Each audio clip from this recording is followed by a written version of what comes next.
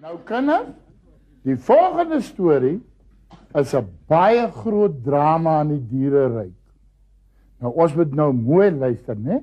En Tannie Tolina moet nou opstaan om vir julle hierdie storie te vertel.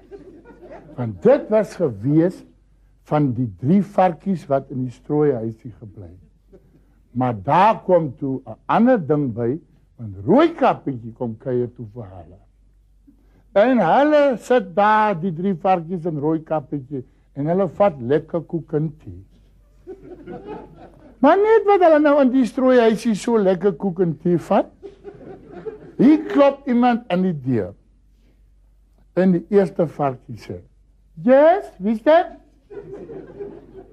En die wolf sê, "Is wolf." En die varkie sê, "Voetjek." En die wolf sê, "As julle nie die deur oopmaak, dan blaas ek hierdie huis om." Hy sê, "Try." En hy wolf loop sit en hy blaas.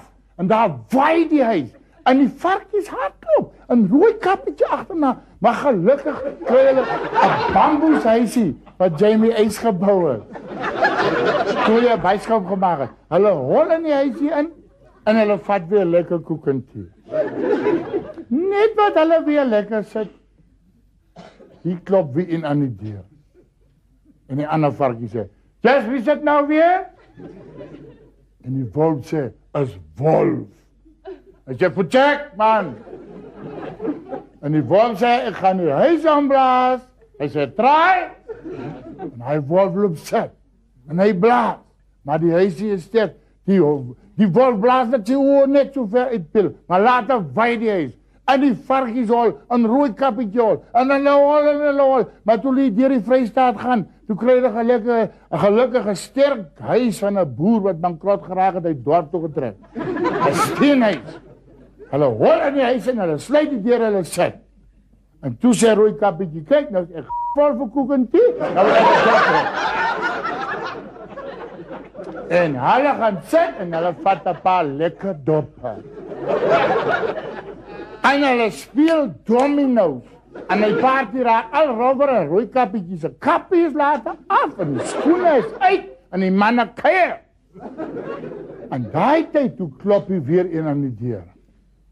Toe sy laaste varkie net so, "Just, Richard!" En die wolf sê, "Is wolf." "Ek vertel jou vark." En ken jy 'n vark as hy gesyp is? En die wolf sê, hy gaan die huis omblaas. Hy sê, "Try!" En hy wolf loop sit.